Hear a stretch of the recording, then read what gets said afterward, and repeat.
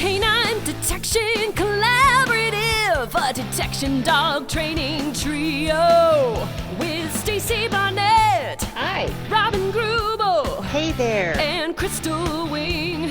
What's up? With humor and a big dose of theory, our trio talks practical training advice and features interviews with top trainers and scientists. It's Canine Detection Collaborative. Hey everybody, this is Stacy Barnett from Canine Detection Collaborative, and I'm here with one actual co-host and one that's just kind of listening, and we'll tell you about that in a minute. So, Robin Grubel, happy to have you here. Yay, I'm happy to be here. Happy to be here with you. And Crystal Wing, our other friend, is she doesn't feel good. Yes, and she doesn't sound good, so we are so she's not participating today. Yeah, like she's lost her voice to a degree that like I've just we're just not gonna So she's gonna just kind of laugh at us from the background and stuff like that, and just palm her face. I'm sure, like oh my God, these crazy people. Yes. Oh my God. Right. Yeah. So instead of like waiting for, we have topics kind of outlined for when all three of us are at 100% and operating. So we are taking questions from the crowd. Yes. Yeah. And we have a ton of questions, I think. And I think we're just going to go from like the top, right? We just kind of in no particular order than what I pulled them off the internet when I could find them is pretty much how this goes. We're not going to use names or anything.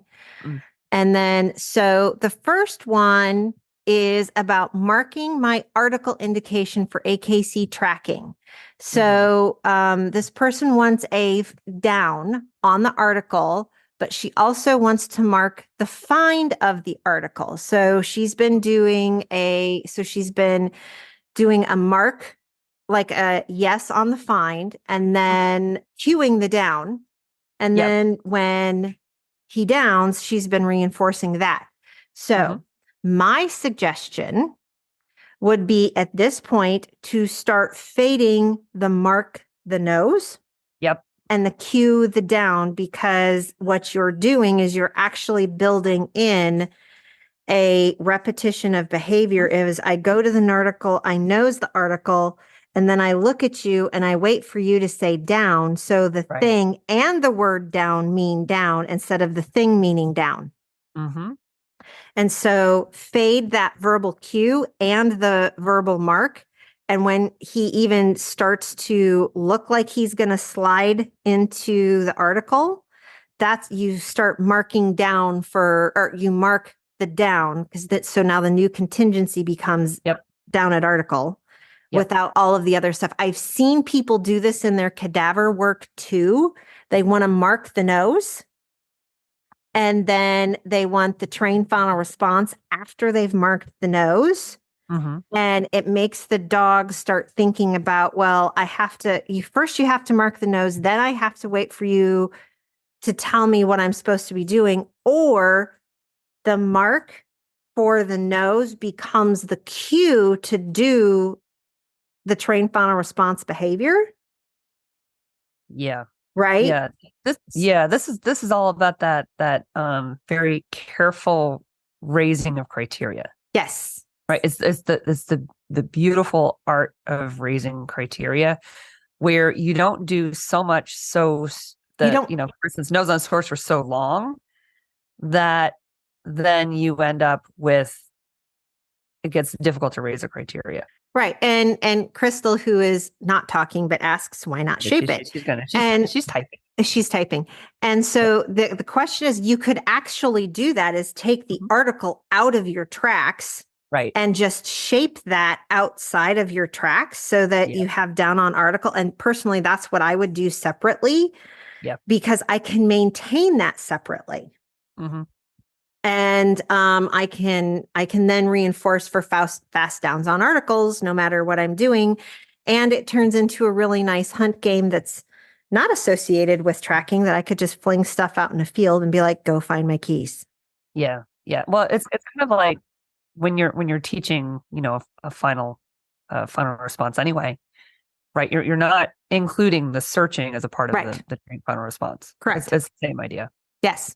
That's kind of the whole thought process on that. And I'll be honest, fun game for puppies.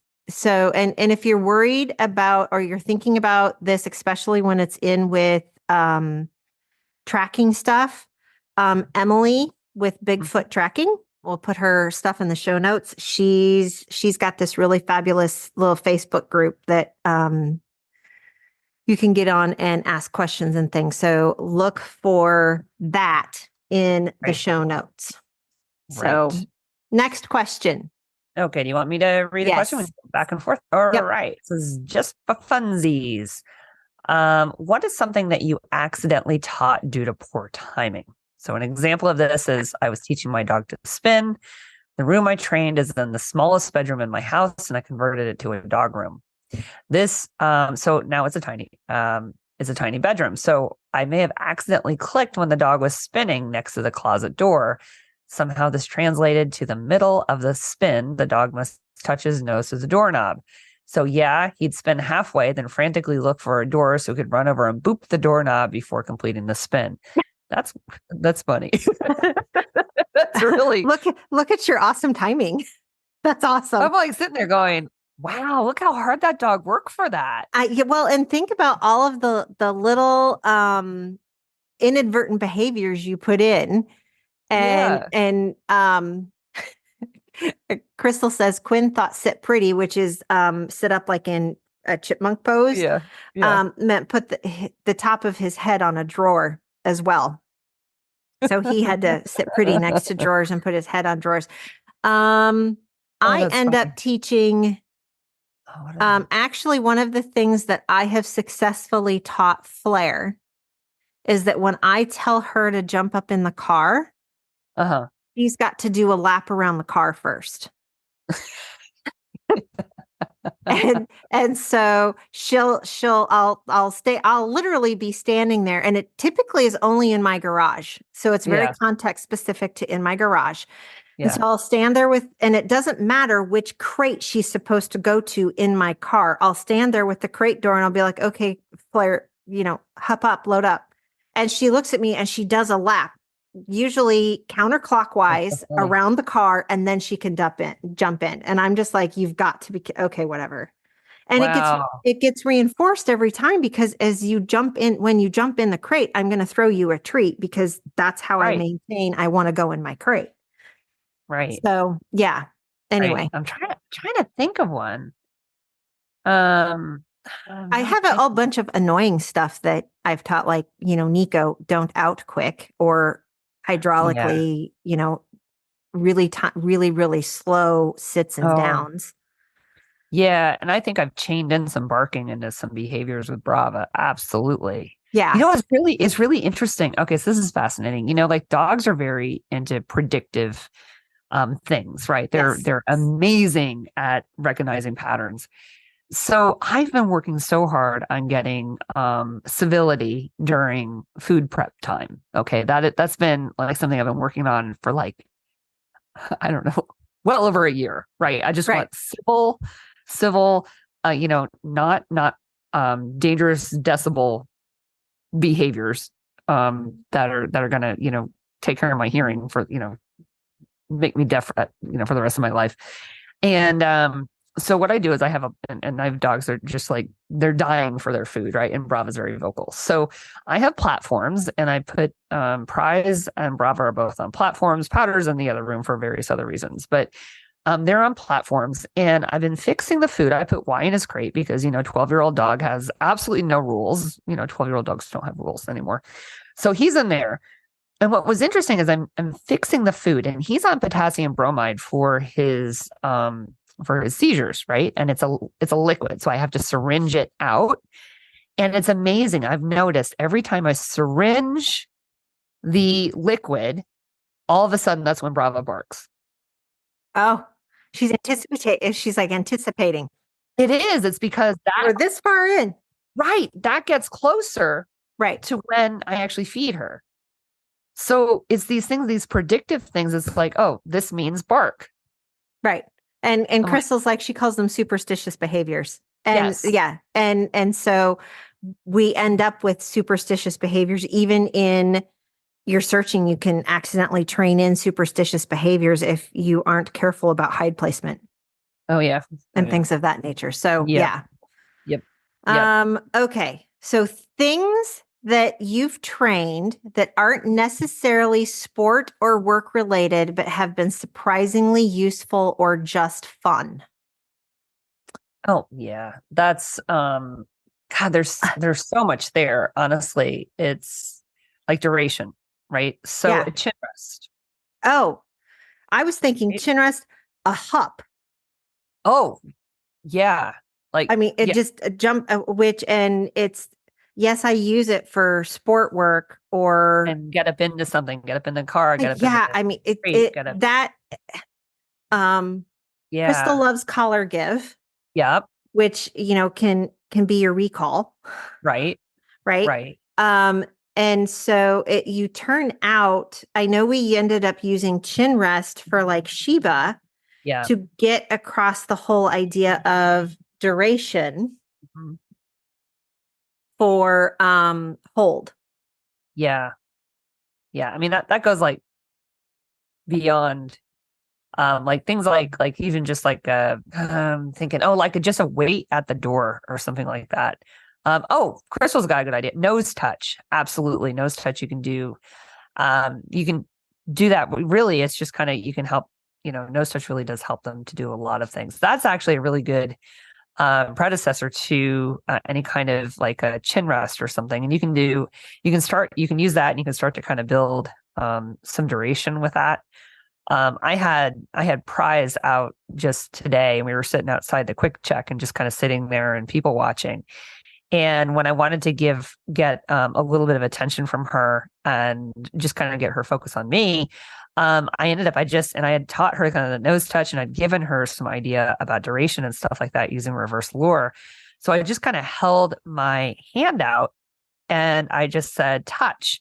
And because she already had the concept of duration, she just shoved her nose into my hand and just kind of held it there. And then it was just like a way of just saying, pay attention to me. You don't need to be looking at other things right now. So I found that if you like kind of you can actually combo some of the things. So if you do a lot of like duration work or you do, things with like nose touches, chin rests, all that stuff kind of starts to starts to kind of generalize a little bit. So let's see. I think we're probably good on that question. So I'm going to go ahead and read the next question. Let's see. We have, I'm sure I have more. This is referring to the questions, but I'm rolling around in my brain as we start to do different sniffing sports, verbal cues. How much are we relying on context and pre-cues, equipment, start line procedure, etc.?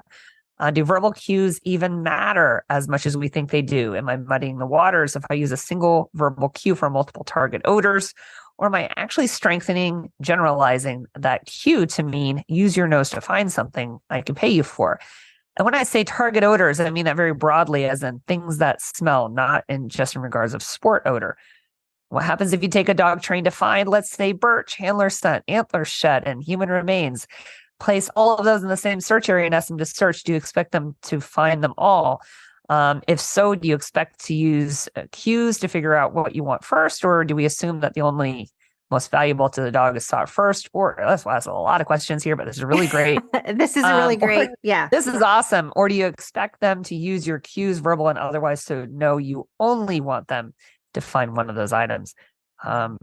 That's a pretty cool question. It is. Yeah. Do you want to start? Yes, I have opinions.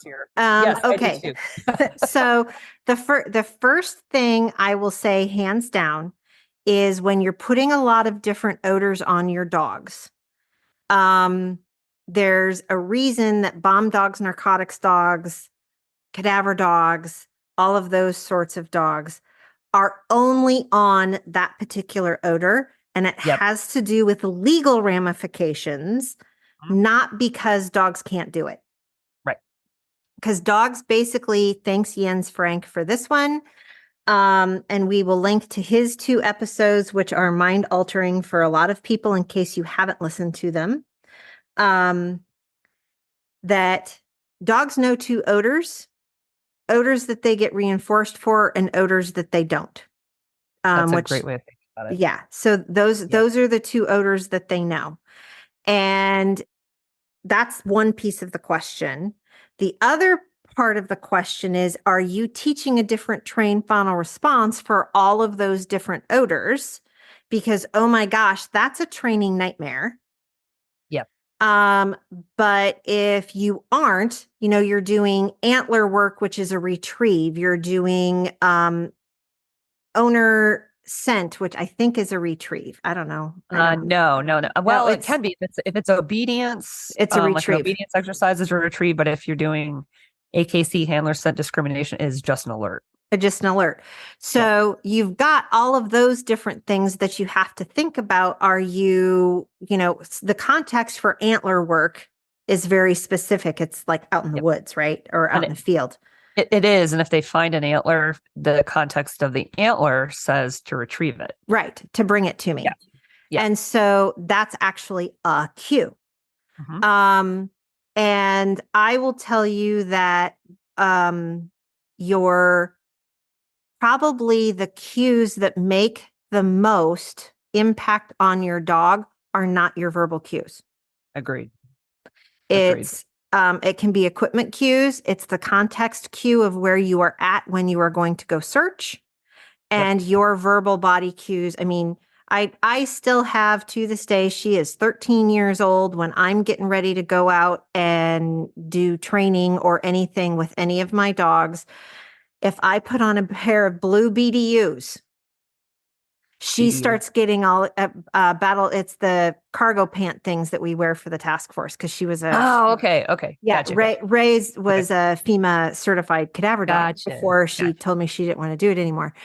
And she comes up and she sniffs my pant legs. And I will tell you, she starts at my left ankle and runs up to my left knee. And depending on which pair of pants I'm putting on, it determines whether she gets excited or not. Oh, that's funny. Yeah. And so those sorts of cues, I think, are much more salient to the dogs than whatever verbal garbage comes out of our mouth. Yeah. Dogs are not verbal species. No. They're not a verbal species. Right. Yeah. I mean, for me, it's the setup. I have a very specific way of setting up when I search. So I use like a collar release. So it's actually got a tactile cue and my body position. And that they don't, it's not gear specific, nothing. They know what that means search. I think from a cue perspective, I think that the context. So for instance, if you do like barn hunt, well, you know what? There's straws, straw bales, right? There's straw bales. And you're in a tiny area and you've got all of the stuff that goes along with being at a trial. And there's rats. So you have what does barn hunt look like? And plus the smell of the rat is a great context cue to tell them what they're looking for. But I think if you set a birch hide in a bunch of hay bales and your dog is on birch, I guarantee your dog's going to find birch. Right. I hope anyway. Yeah. Well, and we run into the same thing with a lot, like some of the disaster dogs that, if they do disaster work, they're used to buildings and they're used to rubble piles. And if you walk them out into the woods and told them to go search, they kind of look at you funny. Right. And you take 4 or 5 steps and then they do a generalization and they're like, oh, I get it. Yeah. But it will take just a few repetitions for them to kind of put all of that stuff together. So, yeah. Okay. Yeah. And then, things that you do retrieve. I mean, they understand, because if you're doing shed hunting, you teach the retrieve as a part of it. Right. So you're actually teaching the retrieve of the antler, and then you're back chaining in the search. Right. So, okay. Yeah. So, Stacy, I think some of these are, the next questions are for you, and these are not. So somebody's like, oh, hey, this is stupid question day stuff. And questions are questions.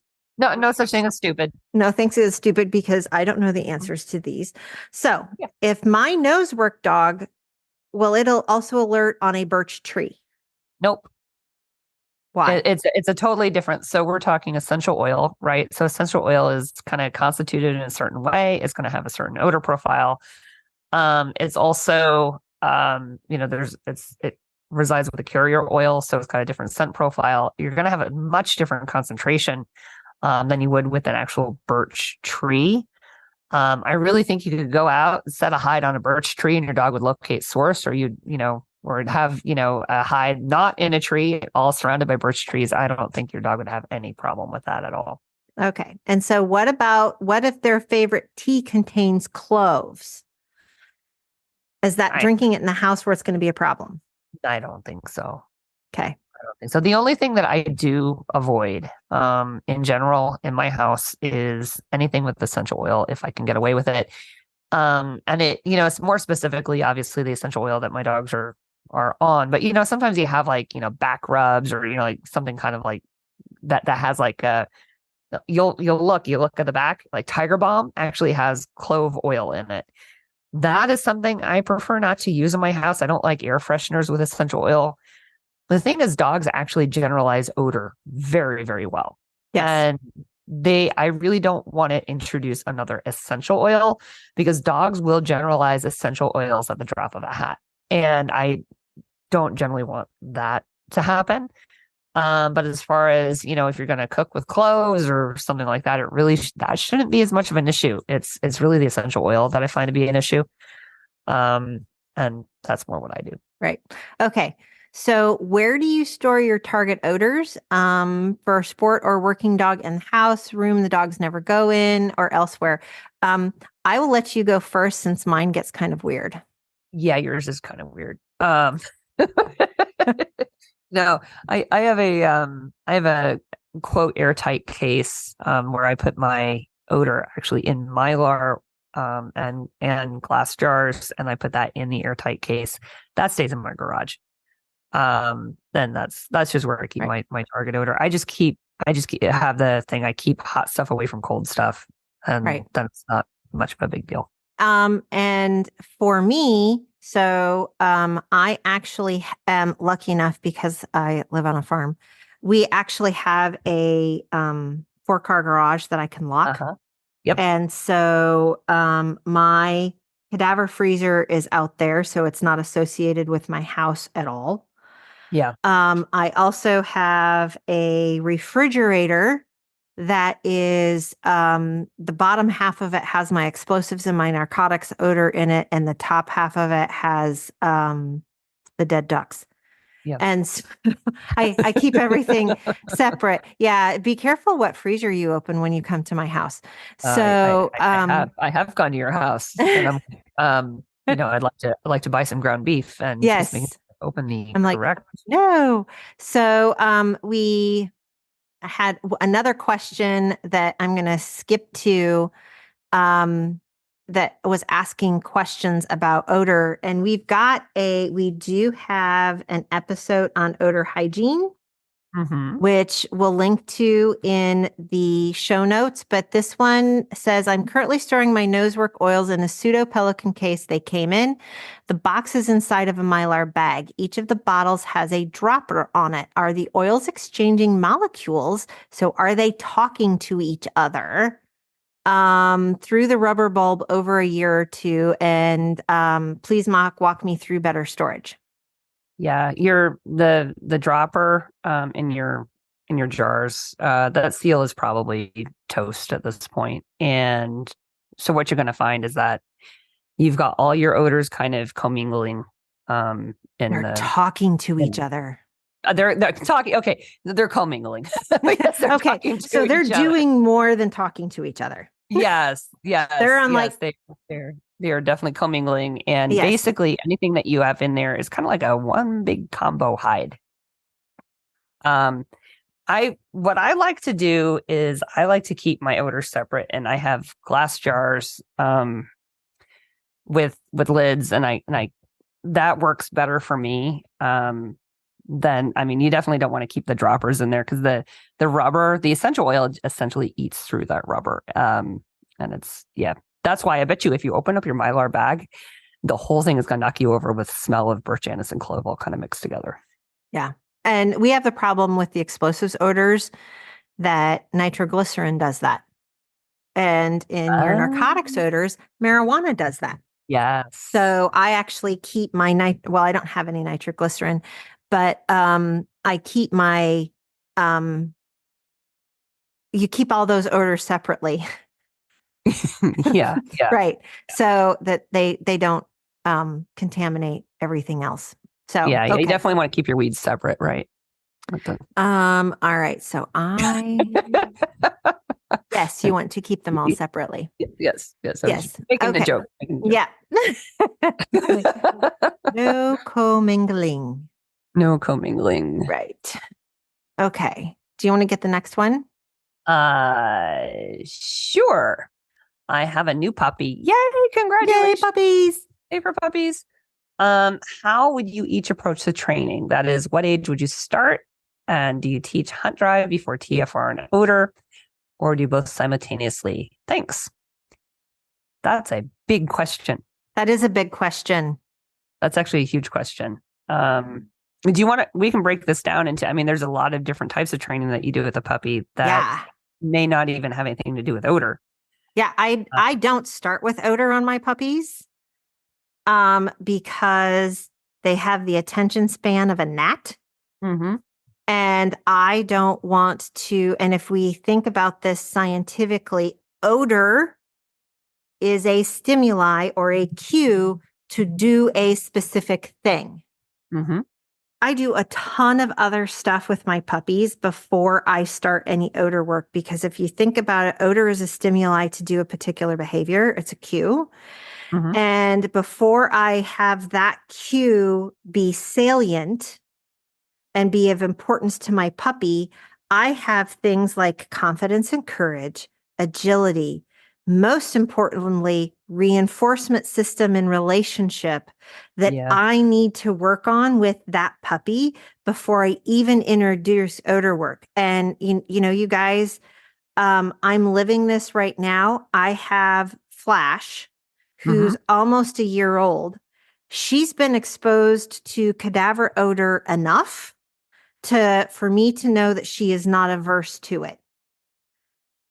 And so I'm working on, I still haven't, recuperating from knee surgery. Sitting in my living room are 2 climbs because I'm starting directionals. With her. Because I can teach that. We've been doing bird dog stuff. We've got relationship stuff we're working on obedience. We're working on recall. I'm working on all of this other stuff. Now, she's hopefully going to do FEMA level work if I can get her to bark. And so it's a little different than doing nose work stuff, but why run the risk with a puppy of putting them in a situation where their gerbils are all not in a row, and you're going to throw odor out there and kind of see what they're going to do versus being really deliberate about it and having a reinforcement system to be able to reinforce that, that odor really, really does matter. Like the puppies, when I do bomb dog stuff with them, so a little even outside of what I'm doing with Flare or Flash, they're 6 to 8 months old before I really put them on any odor, and they've got their trained final response done because I've already put that on them using a different cue. Yeah. And it is a little bit different with Nosework because the requirements are not the same. Right. And if you're not training for a specific trained final response, is a little bit easier because you're really training more the attraction to the odor versus the actual behavior. So I think you'd have to really have a sense of what you're going to do there first. The other thing is that a lot of puppies may not be confident enough to really work their environment to get to the hide. And I think you really need to be able to work on that first. And it doesn't hurt to wait, honestly. And then you have the aspect of, does the dog actually have hunt drives? Some dogs really just don't. And you need to develop that before you even think about odor. I totally, for me, hunting can be done with toys and food. Yeah. Yeah, you absolutely can. You absolutely can. Now, And have I put young, some puppies on odor? Absolutely. I've done that with a lot of my own dogs, but I've also done the other stuff. right. So you just have to make sure that you're also training your reinforcement, your play, your engagement, all of that has to happen. And if you don't have that, there's no point in putting the dog on odor, because you really need the dog to want to work with you and to really understand how to respond to that. Right. And Crystal piped in with that young puppy stage is the time to program all of the foundations in how you want that dog to dog in your world. So Right. great training. I mean, all of the stupid stuff that we were talking about earlier that we accidentally trained into our dogs. Right. I mean, teaching them to be a civil member of society is actually as important as odor work for a lot of us. So yeah. And that stuff doesn't stop either. So I just want to throw that out as like, you still have to continue to train that. So it's not necessarily you have to have all of that perfect before you start odor, but it is definitely, because that's always, you're always working on that. Yeah. And Crystal added teaching them how to learn. Absolutely. Absolutely. How to learn how to problem solve a little bit. It's, I think that's what really kind of builds that problem solving dog. It's not the imprinting odor is the easiest part. And it doesn't take long. No. I mean, if you have a good reinforcement system, it really doesn't take long. No, it doesn't. That reinforcement system is how you pay the dog for doing whatever work you're asking it to do. And you actually have to teach and learn how your dog likes to be reinforced.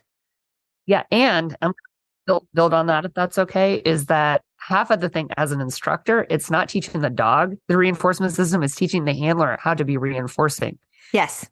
Because I find that that's actually the bigger issue, where the handler's thinking the food or the toy, or mostly the food, right? But they don't know how to actually deliver that in a way that the dog finds reinforcing. Well, and it's you talk about that, and it's really hard because in working with some of my clients who run live find dogs, where the subject or the person who's missing, whatever, or victim, reinforces the dog. Yeah. And I have actually, and I know my clients have fired people because they don't know how to play with their dog. Oh. And so, because if you have the wrong subject at the wrong time with the puppy, you can really, really degrade a lot of your foundational work. Mm-hmm. If the person who is supposed to be highly reinforcing to your dog instead shoves them around or does something where the dog's like, I don't want to go find somebody like that anymore. Yeah, like you're scary. You're scary. Yeah. And so, Crystal added in that, for your trained final response, what behavior do you want? You get to teach them. The 6 Ds. The 6 Ds. She can't say anything because she's hoarse. She typed 4 Ds and we just like read it differently. Totally I'm just like laughing hysterically here. And she's making faces. I can see she is. She's shaking her head. She's turning red. I think she might have even gave us the finger. But anyway. All 6 Ds. Yes. She did. So, but that's the time when we talk about hunt drive and teaching the ability to search.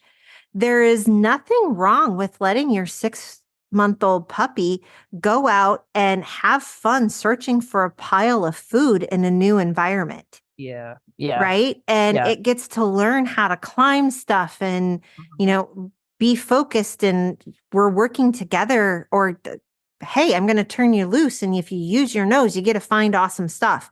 Yeah. That's the basis of our hunt game that we're playing.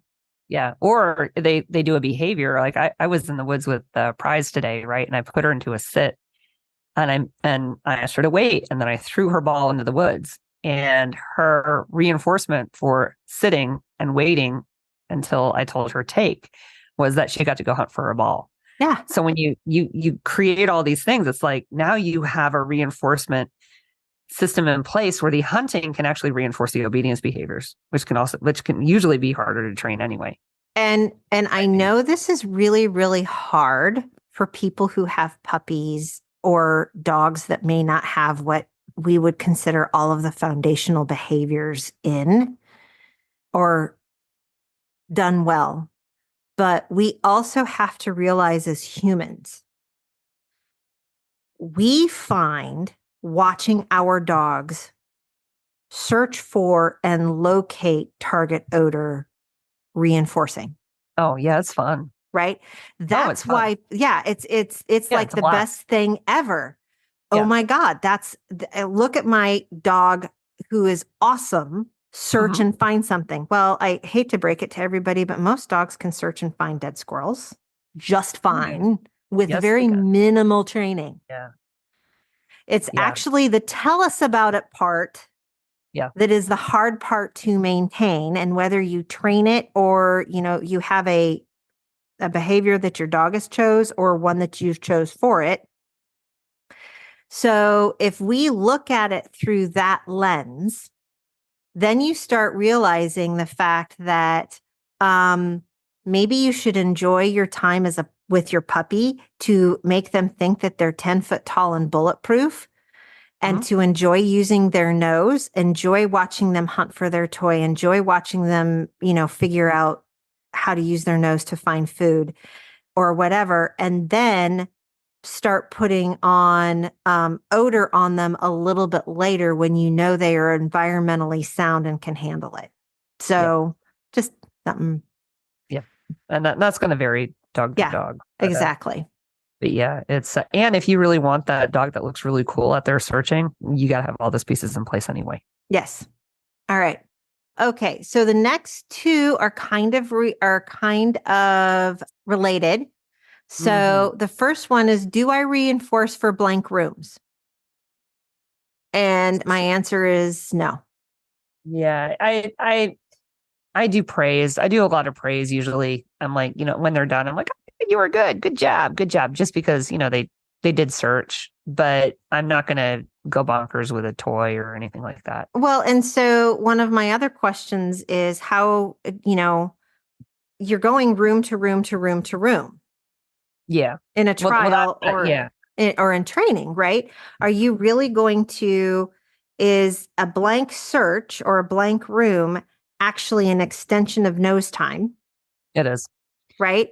And so do you really need to reinforce? You're putting an arbitrary thing on it. Oh, you finished clearing a room, so I'm going to give you a cookie. That can cause problems. It can, absolutely.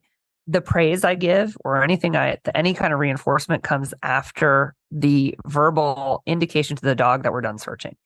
Yes. Because I use the word finish. Right. And after that, and I make sure that I'm not giving cookies even after the finish cue in the search area.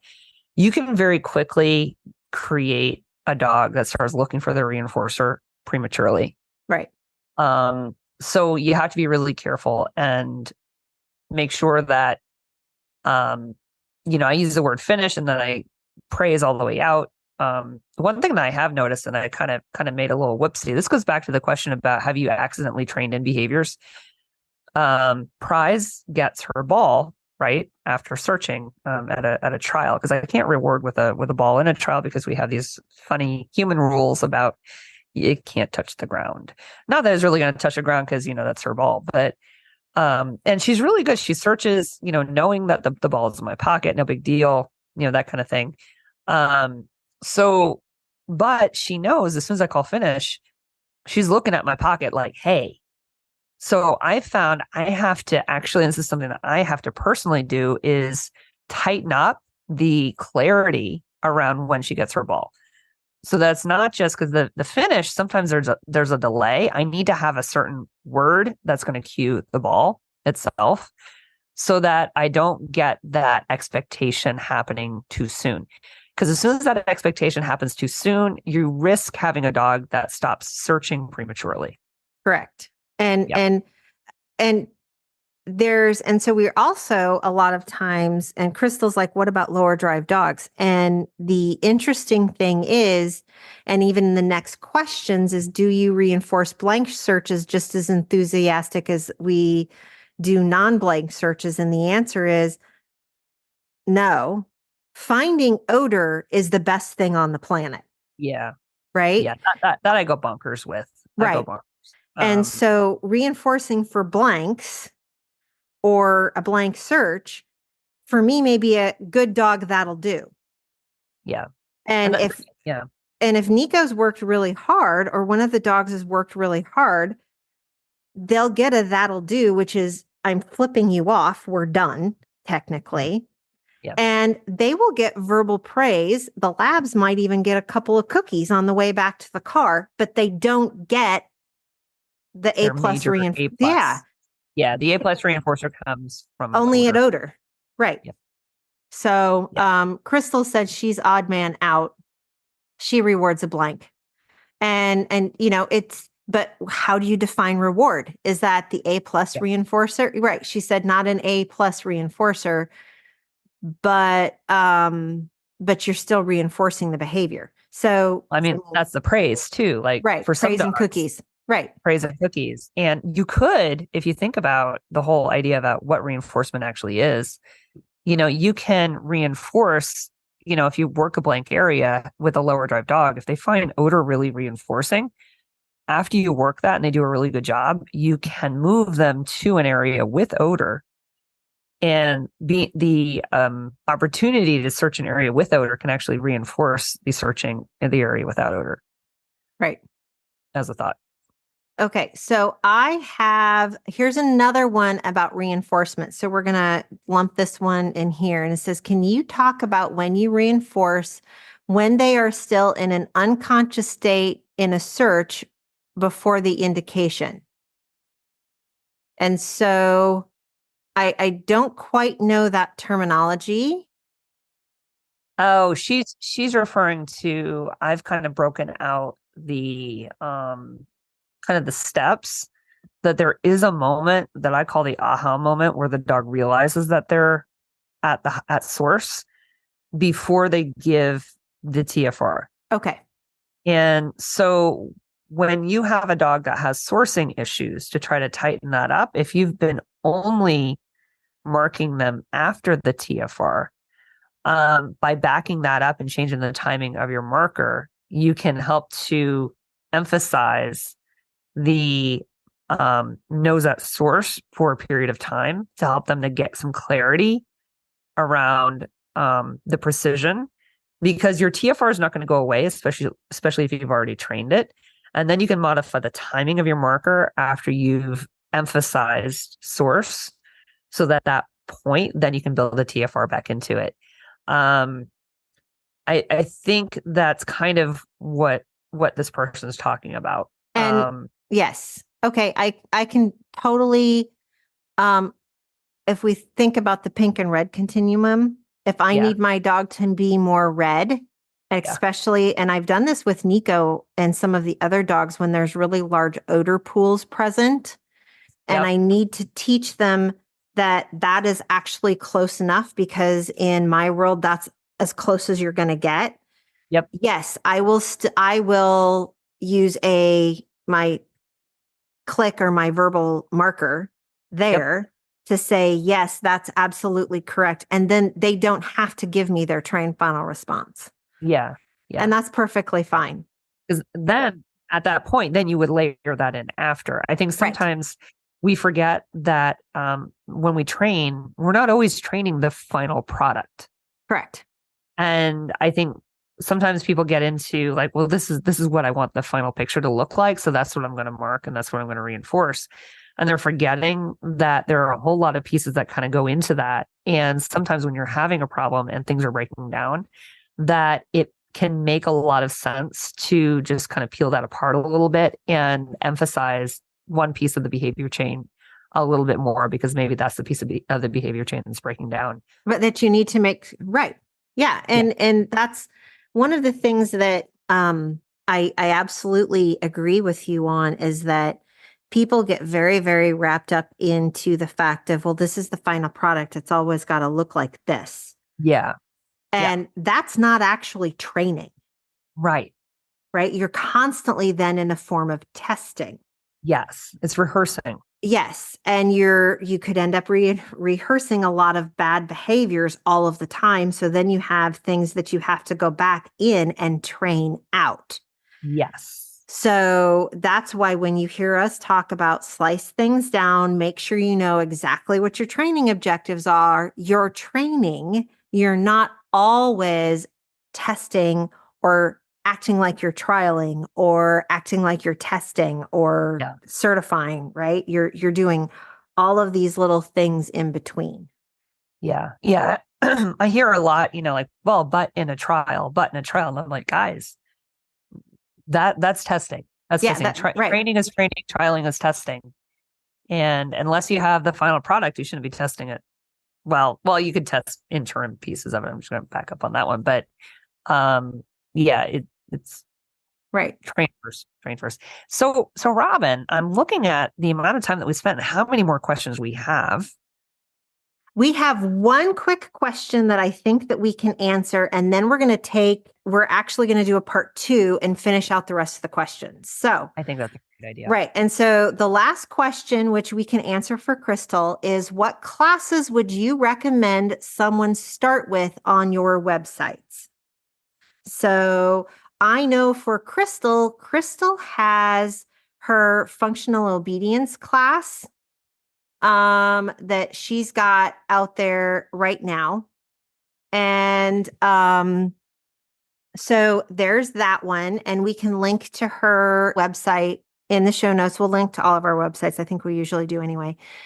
I know on my website, on the Canine Census website, I would tell everybody to start with the Detection Dog Essentials webinar, and then kind of go from there. And I know a lot of people really, really like the scent and odor theory fundamentals class. So that would be the places where I would tell you to start. Yeah. And I think those are really good. The timing of this podcast is going to be after my December class is closed for the term, because I have a really good class going on right now, which is before odor. Which is it's hunting for food, but that's going to be closed right now. That's NW 170. I only teach that once a year. However, my 101 class, which is Introduction to Nosework, starts in February. That's actually a very good class. And I've got a bunch of webinars on demand, on movies.sensibilitiesnw.com. You can get a lot of on-demand webinars there. So yeah. And I know mine are on-demand webinars too, that you can purchase straight off the website. So, okay. So we're going to take a quick, well, you guys won't know it because you'll hear us next time when we finish answering all of these particular questions that we have left. Until then, go train. Canine Detection Collaborative! We appreciate the time you spend with us. If you liked this episode, not only should you follow us so you don't miss the next one, but please also rate and review us in your favorite podcast app. For info on collaborating with us, go to k9detectioncollaborative.com. That's K9detectioncollaborative.com, where you can find our socials and pick up our latest monthly freebie. Join us again to talk training in the next episode.